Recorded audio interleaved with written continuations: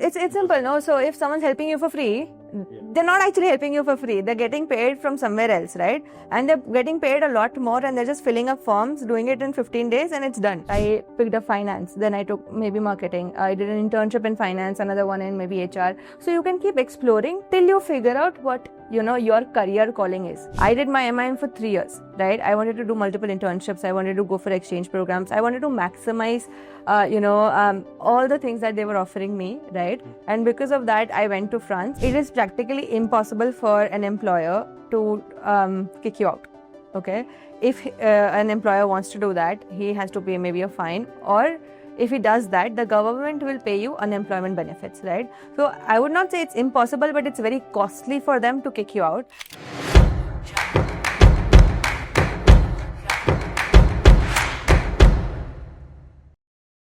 Hello students. Today we are going to talk to Bijal. Bijal graduated from Mumbai, did her bachelor's in finance, worked in Mumbai for 2 years and then went to France. She went for a course which is not that popular, which is MIM, the degree which is getting very popular these days. Then she went on to work in France, and after that she has opened a company called EdYou, where she is helping a lot of students getting into a somehow similar path and many more unheard paths. So today we are going to discuss with Bijal about France in general, studying in France, how it is one of the better options to go there, study, how it doesn't cost you much to study there, what are the opportunities, what you need to do to study from there. So sit back and relax. We are going to discuss all of this in next 30 to 45 minutes. And first of all, thank you, Bijal. Thank you for taking out time and coming to our office to shoot this. Thank you so much for inviting me here. Yeah, happy to do this. Right. Yeah. Bijal, I found your profile very interesting, right? Not every day I come across profiles or people who have themselves went abroad, studied there, and then taken upon the work that, okay, hey, I liked it. It was beneficial for me, and I want to help other students as well. I see people who are helping others are someone who have never been to abroad in terms of education, but obviously they heard here and there, gathering information and obviously helping with the right intent. But getting help from someone who has done this is something that is very beneficial for the students. So I'll actually start with some very basic questions, and then obviously we'll build up on that. The first thing actually I want to understand is, what is MIM? Right. Sure. I have been in this industry for 10 years. We have been funding a lot of students who are going for MIM, but I don't think I also fully understand. True. What is the difference between MIM and MBA? And obviously to start with, what is MIM itself? True. So MIM is something very similar to an MBA, right? But it's for people with lesser experience. So with, let's say, anyone who's 21 years old, right? And they have 0 to 2 years of experience, they can go for an MIM instead of waiting for another 5 years to gain experience and then do an MBA. Like everyone knows, if you want to do an MBA abroad, you need at least 4 years of experience, right? And that's the minimum you need. So a lot of students, let's say, there are engineers in India who don't want to continue in the same field and they want to make a transition as soon as possible. In that case, MIM is a great degree to make that transition. So I have a lot of clientele who are from different domains, let's say doctors, engineers, architects, who maybe for some reason they do not want to continue in this domain.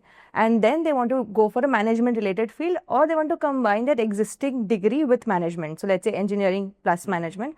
In that case, they go for either an MIM or an MEM or MSBA or something like that. So MIM is similar to an MBA, and I would say there are 2-3 more advantages over an MBA, which is it's much less, I would say, expensive. So an MBA in the US costs at least 1 crore plus today, right? But an MIM, which is more popular in Europe, costs about 40 to 50 lakhs, right? So it is less expensive. It lets you make that transition earlier in your life, right? And also you're like pretty young when you're doing an MIM, right? Like you're 21, 22, so you don't have those kind of responsibilities on you. So overall that experience, I would say, is much better for candidates than when you're 28 and you're doing an MBA when you have a lot more responsibilities. So I wouldn't say one is better over the other, but it's an amazing program as well. And a lot of people feel that, okay, MIM is not valued, but that's not true. MIM is really good, but only concern is that they do not have so many good colleges for an MIM degree as much as MBA. So let's say MBA has 70 good colleges across the world and MIM would have 20, 25. So that's why, people don't understand the difference. But if you do end up going to a good MIM program, then it's the best thing you can do for your career in management. Okay. So what I understood is that you have done something in your bachelor's, and you want to get into management and want to have an education in that direction instead of waiting for 4-5 years to do an MBA. Exactly. Here is an exit path for you. It is an exit path for a lot of candidates, but it can also be a progression path. Okay, you did, let's say your bachelor's in India, maybe in commerce or finance, but you did not end up going to a good college, so didn't have great placements, right? And what you're making here is maybe not enough or as per your expectations. Then you can end up going to a better university abroad, pursue an MIM, get that brand name, and then get a better job. So it could also be progression, but mostly, like you mentioned, it's for transition. Yeah. Got it. Yeah. Makes sense. So, I always wondered, right? People who go for, many people prepare for their CA exams, right? And while doing so, they are doing undergrad from some random colleges just for the sake of it. And obviously, we know the success rate, such highly competitive exams. And for that cohort, maybe this is a very good progression because you have studied bachelor's. Maybe you did not clear what you were aiming for, but now this is another path that it is an alternative option. Right. And as you mentioned that for other degrees, engineering, even if you've done MBBS, even after that, this thing definitely that you can pursue. Yeah, if you're not no more interested in your domain, obviously, that makes sense. And one thing that I noticed that you mentioned that there are fewer colleges which is offering a good MIM program compared to MBA. The numbers you quoted were 70 for MBA and maybe 25 for MIM. Exactly. Why so? Why not so many colleges are offering such programs? True. So MIM originated in France, right? And France also has a lot of MIM programs. But since France has language barriers, most of the MIM programs are in French, right? So the number of English-speaking MIM programs are limited, right? And let's say France started it and other countries in Europe picked it up, right? And it's very popular in Europe overall and not so much in the US. But if you see lately in the last 5 years, a lot of top MBA colleges in the US, for example, Kellogg or Booth or Tepper, all of these top schools have also adopted the MIM model and are now offering the MIM programs, right? So there are schools who are coming up, good schools in the US who are coming up with their MIM programs, right? However, MBA originated in US, right? And US is, I would say, the hub for education, especially for internationals, because they initially, years back, they would invite international students to come and study there, unlike Europe. So I feel like there's a difference in where it originated. And since MIM originated in Europe, even though there are a lot of options, not all the options are in English. So maybe that's the reason. Yeah. Got it. Yeah. Makes sense. So these colleges, you said that a lot of these are in French language. So then for Indian students, how does it work? Like then if I have to study MIM, then do I have to learn French from the get-go or? No. So what I meant was there are a lot more colleges in France that offer MIM, but very limited that offer in English. So when we go, we obviously would go for English-speaking only, right? So let's say for an international, there are 10 or 12 good colleges to go to, which are reputed enough so that you get jobs also eventually, right? So there are English-speaking programs and all the international and Indian students go for English-speaking programs only, right? But because you asked me why are there limited MIM programs, for us is because of the language. For Indian students, so it is in English. It is in English. Completely. Program Yes. that you will attend. Makes sense. What do they teach in MIM? Like in MBA, we know that they are teaching related to management. Then there are different HR, finance, marketing, right? And in general, all these disciplines there, right? In MIM, how the curriculum differs from MBA and what do they actually teach? Right. So let me just tell you what MIM focuses on and then we talk about the differences, right? So in the first year of an MIM program, you're generally taught like all the core subjects, like, let's say, like you mentioned, like management, marketing, finance, everything. So they teach you the basics of everything. So let's say you're an engineer, you don't know anything about all of these topics, right? So the first year will help you make that transition. In the second year, you can either take a gap year, do internships. So what MIM programs overall believe in is that you need to actually work to get that experience and actually, move to the job market. So the second year is generally a gap. Again, that's optional. If you don't want to take it, you can choose to directly do the third year, which is specialization. Third year is a specialization of your choice. The only difference would be that MIM is extremely flexible. So you can define when you want to do an internship, you can define which topics you want to choose, what you don't want to choose, because like I said, it's for transition. Every student who generally goes for an MIM is constantly exploring.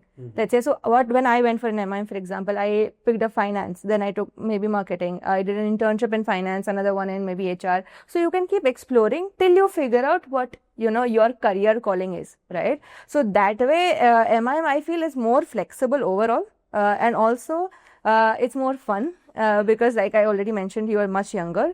You can go for multiple exchange programs, double degrees, you can go to another continent. So you can do a first year in Europe, second year in the US. You can do an MIM plus an MBA. So the kind of, I would say, combinations are pretty interesting. A lot of MBA programs also have exchange programs, but I feel they're limited, and because MBA is more stressful, you're looking for jobs immediately after graduation. Not a lot of people, can actually capitalize on all those opportunities, right? So I would say that in terms of what they teach, they're very similar because both the programs are helping you to become a leader at the end of the day in whatever domain you want to specialize in. But the timing at which you're doing it, right, in your life also changes your whole experience. Makes sense. So it is first year you get prepared because you are probably not coming from the same background. They bring all of you in the same page. Exactly. And then there is an option you can go work, do the internship, and maybe earn while you do so. And then you choose a specialization, and the specialization is the same as MBA, like HR.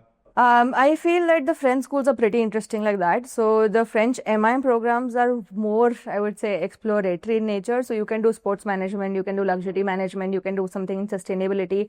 So there are the, I would say, primary ones like finance, marketing. Obviously, all of that is there. But on top of that, they have so many such options. So when I was studying, I think at every point in a trimester, I could choose from more than 200 electives, which means it's different. Anything in food management, healthcare management, and something in engineering. So depending on what your background is, you can combine it. So let's say if one of my clients was going for, who was like an MBBS, right, from India, she did management and she ended up going for healthcare management, right? So you can also do combination based on what your background is. So the French schools let you explore more than the other programs for MBA because maybe they're unique in that sense. Yeah. Among your answers, I could gather that France is a go-to country, right, for MIM. But let's say I'm starting my journey as a student today and want to do MIM. How do I start my journey? Like, do I only look at the schools at France, or do I look at a broader level and then do a comparison between the schools? Definitely a very good question. And a lot of students do this mistake of directly looking into French B schools. I would suggest that's not the right strategy. You should look into all the options that you have based on what your career goals are, your own timelines, right? You can decide which country to go to. Now, let me just highlight about different countries. So first is obviously US. US has a few good MIM programs, but the programs are shorter in duration. So they're like 9 months to 12-month programs. And in this case, what happens is if you're someone who wants to immediately make that transition, US is a great option. However, they're a little more expensive, but they're at very good top Ivy Leagues or M7s. All right. Second option obviously is the French B schools. However, there are limited English speaking good programs in France, right? And because the jobs overall are going to be limited, right? You need to make sure that you end up to a very good or top university in France, right? Then there's Germany. Germany also has a lot of very good MIM programs and very good business schools, and they're more affordable than France. Right. So if affordability is a concern, then definitely Germany is a country you can look into. And there are obviously more English speaking jobs in Germany because there are not as much language barriers as France. Right. Then there are other countries like Spain, Netherlands, right, which also have some very good MIM programs. Your end goal should be to go to a top university or a business school rather than a country, because at the end of the day, the mobility in Europe is I would say amazing, very flexible, right? So if you go to a top school in Spain, you can easily be hired in Luxembourg, right? But if you go to a not so good school in France, then it's not necessary that you will be hired because you did it from France. So please make sure, I would say to students, that they end up going to really top MIM programs, be it whatever location. Yes, US job market and the visa situation is a little, dicey. So maybe you want to look into other factors also. But overall, don't be so stuck on France. Got it. But why did you choose in France? Yeah, so why did I choose France is because I got into a top university. So let's say France has some very good business schools which are popular across Europe, and now they're also getting popular in India, right? And also, obviously, if you get into a top university, and I wanted my program to be extremely flexible. So I did my MIM for 3 years, right? I wanted to do multiple internships. I wanted to go for exchange programs. I wanted to maximize, all the things that they were offering me, right? And because of that, I went to France, and it was also affordable. And there was one more factor called apprenticeship, which we will talk about later. So because of all these factors combined, I think it made sense for me to go to France. And like I said, because MIM originated in France, the top ranked ones are there, right? So I think that's Top 5 schools. So in general or in France? In general, okay. So obviously there's HEC, there is ESSEC, right? These are two amazing schools in France. Then there are a few in the US. Let's say there's Kellogg, there's Duke, which are older MIM programs, very good ones. Then there's LBS in the UK, which is also amazing, right? So I would say these are top 5. Honestly, I can't say exactly which. One more, two. Because I don't think you should go by rankings. Like, I do not blindly trust the rankings, right? I believe it should be the right fit for you. So if there are more names, if I can talk about it, there's RSM in Netherlands, there is IE Spain, there is SAD, and there are like top 2-3 there are top 3 colleges in every country in Europe, right, that you can look into, which are all pretty good, well reputed, and will definitely get you jobs if you do all the things right. Yeah. All right. Yeah. Okay, so if I talk about a student who wants to go abroad and do MIM, so the framework is that, okay, find out where I can get into, which are the top colleges, and where I'm fit, right? Obviously, we've already established that MIM is a degree which can help you early in life get into the management kind of roles, become a leader in a traditional stream or in new age stream, right? One of the aspect when studying abroad, people usually think about is the cost. Right. And you were mentioning that in some fashion you were able to do it for free. Sure. So I would love to actually understand what are the costs associated with an MIM program, be it in France or otherwise. And obviously the magic way of doing it for free. Right. If possible. Right? Yeah, definitely. So a lot of students go for an MIM, like I said, because they're way cheaper than MBA. So like I said, MBA at elite schools, let's say INSEAD, HEC in France would cost you 1 crore plus, right? When you do an MIM, it costs you about 45 to 50 lakhs, right? Plus you get a lot of scholarships. So overall, it's cheaper. German programs are even more cheaper when it comes to MIM, right? So when you talk about the cost, MIM is obviously a lot more affordable than an MBA, right? So to break it down for you, an MBA in the top 15 in the US costs 2 crore plus. Any other college will cost you at least 1 crore plus, right? MBA in Europe at the top elite ones like INSEAD, HEC, etc. will cost you at least 1 crore, right? And the other affordable MBA options will cost you like 40 to 60 lakh rupees, right? Now this is how much an MBA can cost at different locations and depending on the ranking. When it comes to an MIM, right, the maximum an MIM can cost in the US is about 60 lakhs, right? And in Europe, where it is actually famous and where actually students end up going, it costs anywhere from 35 to 55 lakhs. And I know it's like a huge range, but because Europe has so many different countries, the pricing is very different in each country. Living cost, it is just the tuition fee I'm talking about, because living costs will be difficult to generalize. But yeah. So it costs you anywhere from 35 to 55 lakhs and sometimes even lower if you do a little more offbeat MIMs, right, in different countries. So MIM overall is a lot more affordable, and definitely if you do end up getting a good job, then you can easily pay off that loan because it's not that crazy, honestly speaking. However, you also asked me about studying for free in France.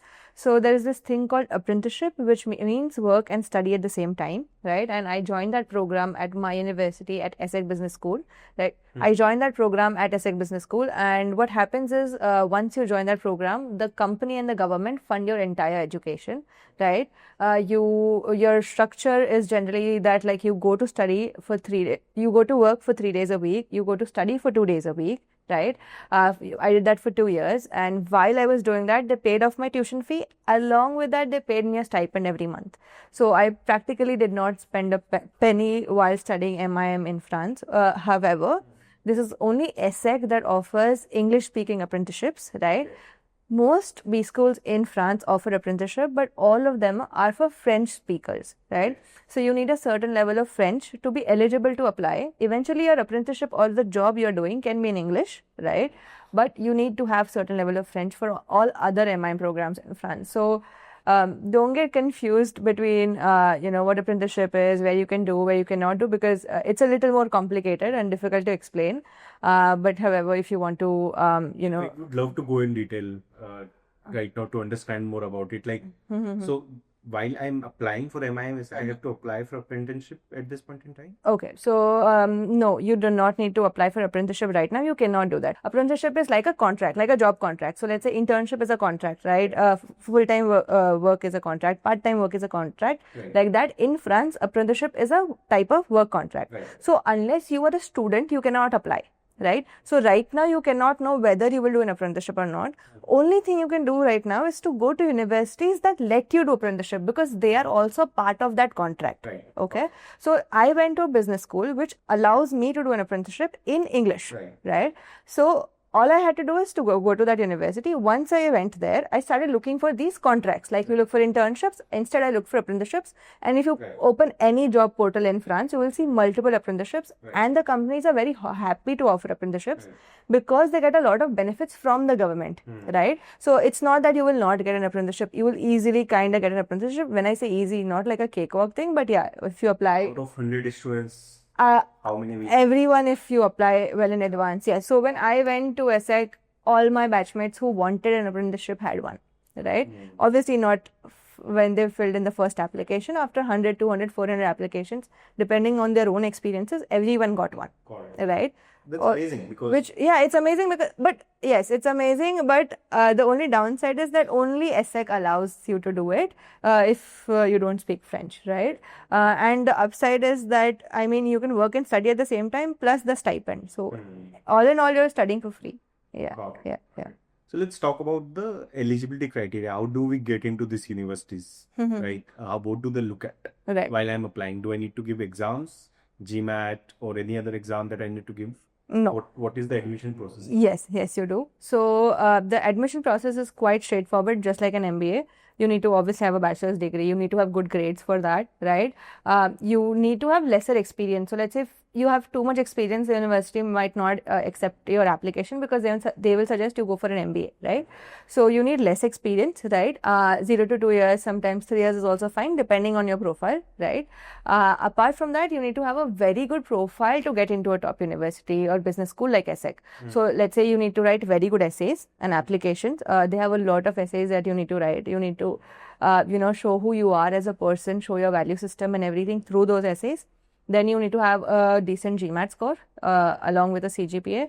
Then you need to have amazing extracurriculars because you're competing with, similar candidates from India. So you need to stand out. And lastly, you need to have work experience and international experience, right? So all of these things are given points. And if it all adds up and if you have like more points than others, you get selected, right? So it's, I would say it's just focused on these 3-4 factors. There is no other such eligibility criteria. Yeah. It's pretty similar. Similar to an MBA. Only the exception is that the number of years of experience is probably lesser. Exactly. Okay, makes sense. Now, once you have done there, studied, what are the job opportunities? And let's talk specifically about France because there you have then you work, the market. So when it comes to job opportunities, I would not say the entire market is open for you, right? Let's say, just hypothetically, let's take an example. So let's say there are 100 jobs in the market. 70 would be for French-speaking students, right? The other 30 would be for English-speaking. Now, these 30% of jobs, right, goes to students from top business schools. Right, like I said, the elite Grande École business programs like HEC, ESSEC, EACP, etc. Right. So, like I initially mentioned, if you are from a top university or a business school, and if you've done internships while you were studying and you've taken gap years and everything, then easily you will get that job. When I say easily, you will have to do applications. Currently, it's not easy to get a job even in India, right? But it is possible because of that brand name. So a lot of times, if you see the job applications or the job descriptions, you will clearly read that only students from HEC, ESSEC, EACP, EdEc, etc. can apply, right? Like in India, we have only students from IITs and IIMs can apply. Similarly, they have that too. So your chances significantly increase. However, it's not necessary that you only go to these 3 or 5 top schools. There are other decent business schools also. If you can't get into these, you can get into these programs which are affordable, which are pretty good, very well designed like any other program, very popular in France as well, right? And all you have to do is you have to maybe make a little more applications, definitely do internships, do 2, 3, 4 internships as much as your program allows you, and finally then start looking for jobs. Most students make this mistake of going to a country, studying, and right after graduation they want a job when they never had any experience in the first place, right? That's not what's going to work. You need to show the employers in that market that yes, I am capable of working in an international environment. I have these skills. That's when they will trust you and give you a job, right? So this is about top business schools in France, but these business schools are also famous across Europe. Okay.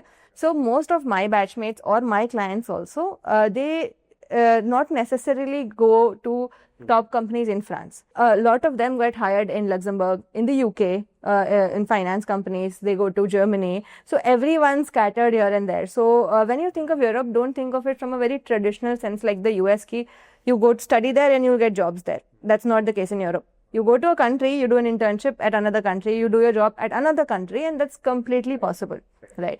Just the brand name matters. Got it.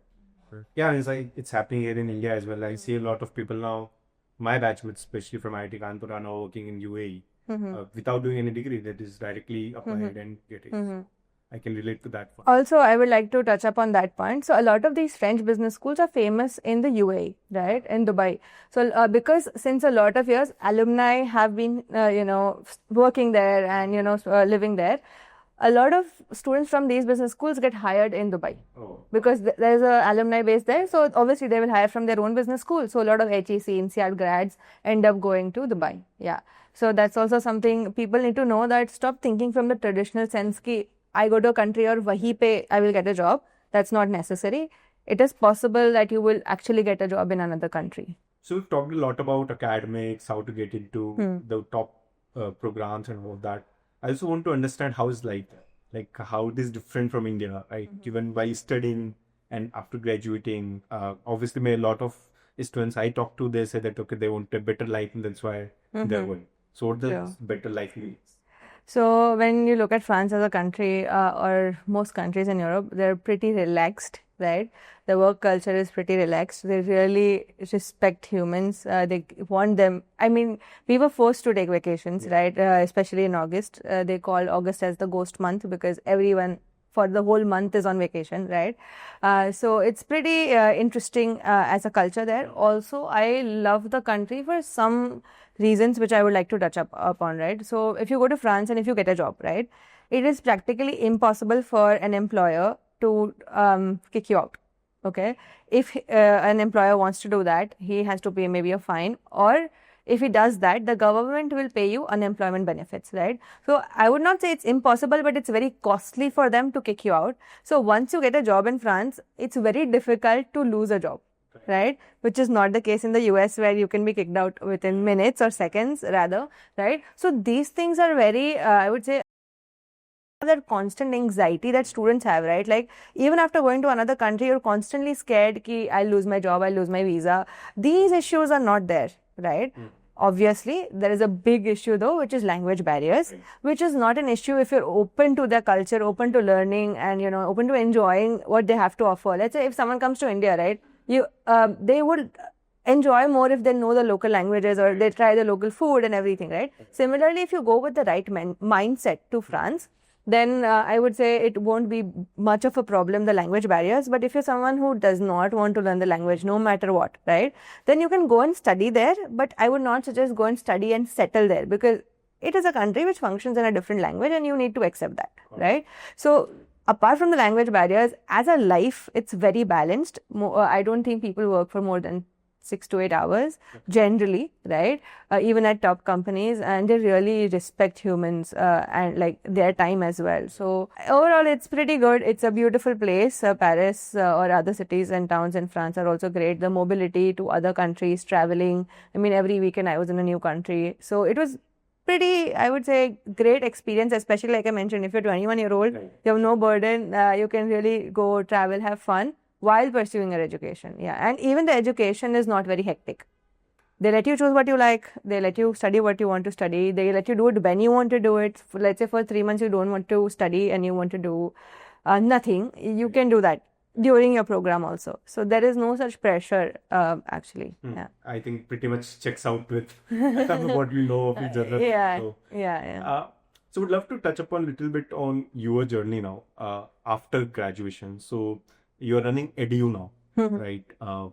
Which helps students in getting into top universities abroad, including France and others. Like, why this transition? Why opening this company? What was the journey like? So what happens in India traditionally is that most of these companies who help students, right, they partner with universities, right? And obviously the universities who partner with them are tier 2 or tier 3, right?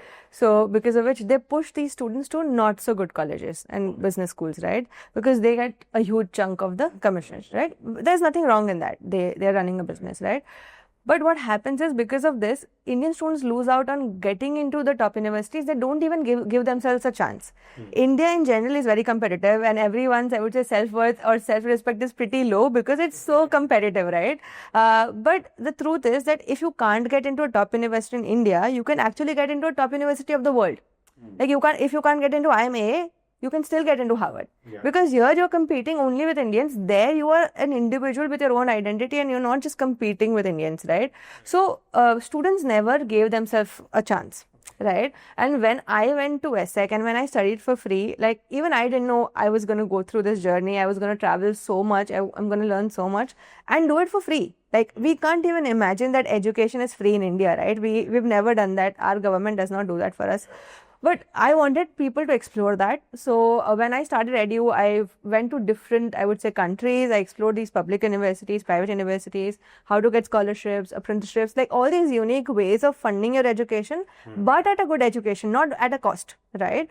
And when I got to know about so much that there is, and there is no marketing about all of that because these universities in Europe, they don't need to market themselves. Right. They are doing it for free anyway. So why would they spend any penny on marketing dollars, right? So I feel students were missing out on all of this and I started EdYou with that perspective, right? That at least first, let's try to get you into a very good university with a scholarship or with funding options, whatever. Maybe even, be it even getting them loans which are, affordable in nature. Right. In whatever way we can help them, achieve their goal of education without, I would say spending so much. And then if that does not work out, still let's try other better universities. So our incentive does not come from pushing them to tier 2 or tier 3 universities. And you charge students? So we actually charge students because we know that amount that we charge is so less from the perspective of what they are going to achieve for their entire life, right?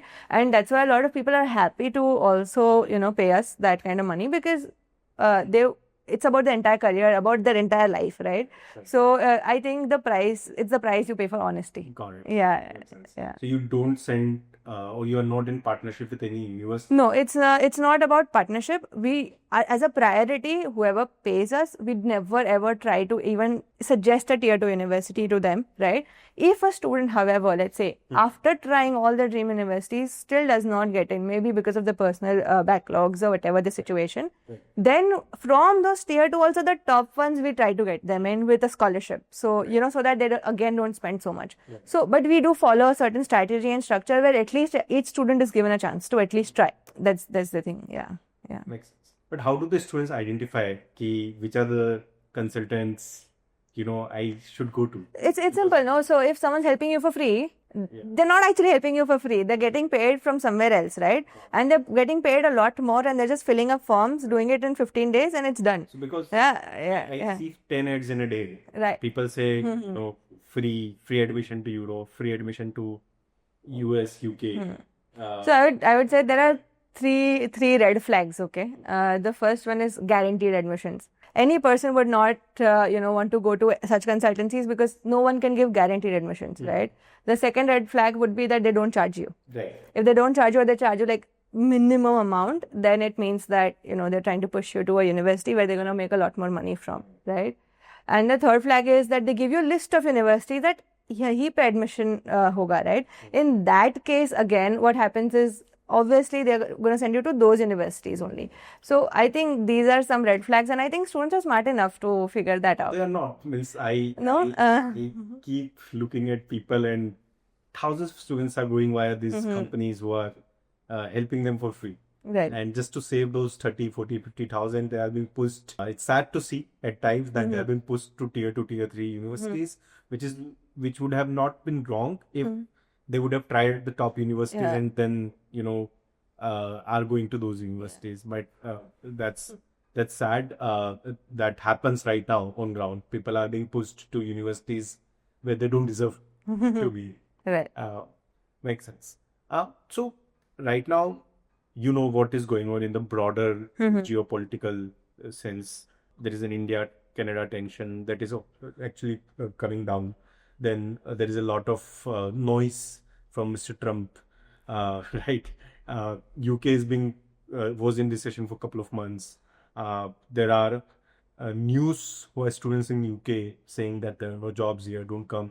We come across news articles, channel, reels, where people are saying the unemployment is rising. Why to take that risk of spending 50 lakhs, 40 lakhs right now in the current market to go abroad instead? So first thing, why a lot of Indian and Chinese students majorly go to study in different countries is because there are not enough opportunities in your own country, right? If you have to be brightest of the brightest to get into IITs and IIMs, right? And if you do get into those colleges, please, in the current situation, I would suggest do that, right? As a consultancy, we also help students get into top B schools in India, be it ISB or anything like that, right? So obviously your first preference should be that if financing is a concern, right? First of all, it's not for everyone. People want to pay for that experience and go abroad, right? But if it's a concern, please try to get into top universities in India. But if you can't, if you're anyway compromising for universities in India, right? I would suggest take that risk because it's a risk reward thing, right? So if you're compromising here, you're going to do your master's or your MBA just once in life, right? You get that low level brand name on your resume, right? There's no going back. Like, this is it for life, right? You're going to start at like 6-7 lakh LPA, right? But if you have bigger dreams, if you're ambitious and you're okay to work hard, right? Do your research, okay? Go to countries where they're wanting students instead of pushing them back, right? So let's say 10 years ago, Canada, US, all of these countries wanted Indian students because they wanted their economy to boost or they had these gaps, right? And that's why everything was very, I would say, convenient. But nowadays it's not. But students don't realize and they still keep going to those countries and take that bigger risk. Right. I would suggest explore other countries. There are more than 200 countries in the world and there are lots of amazing business schools or universities across. Right? Find the right place where you will get a job. Go to the top universities only. Try this year. If you can't get into a top university, try the next year. There is no rush to do it, right? And get into a top university in that college. Do all the right things. Don't directly look for jobs. Do internships. Do assistantships. Do multiple exchange programs. Build a resume, right?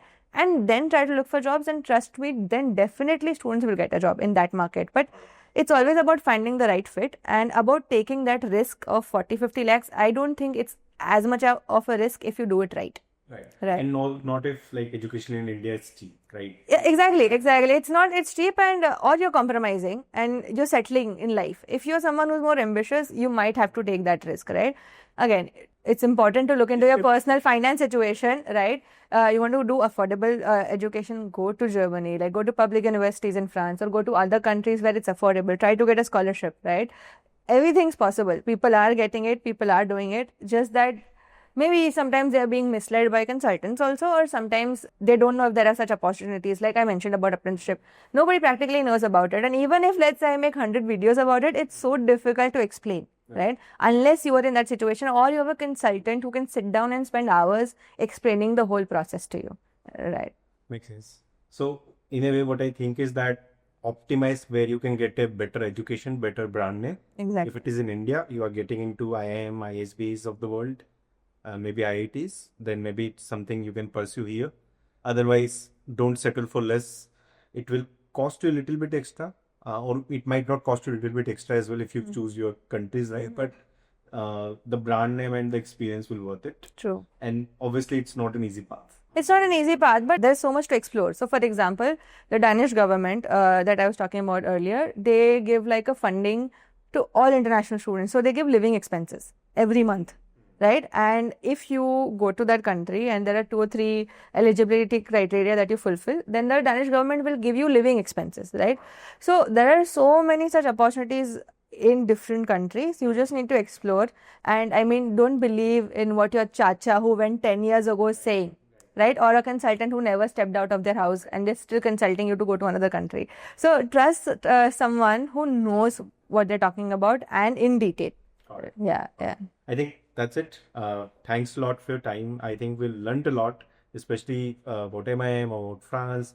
And I really like your thought process around, don't trust someone who is saying that, okay, hey, it's free education or free guaranteed admission. And at the same time, when you are comparing, where do you need to do your education from, be it in India, be it abroad, look where you can get the right education, right brand names, which will help you out throughout your life. It's a one-time opportunity in life. Once done, you can't reverse it back. Exactly. With that, thanks a lot. We learned a lot. I'm sure the students who will watch this will get a lot of things to then further check out to, and True. probably they can reach out to you as well. Yeah. If they need help, maybe on LinkedIn. How do they reach out? They can reach out to me on LinkedIn or just comment on my YouTube videos or however. We'll Yeah. put that in the description. Sure. How people can reach out. Yeah. Okay. Thank you.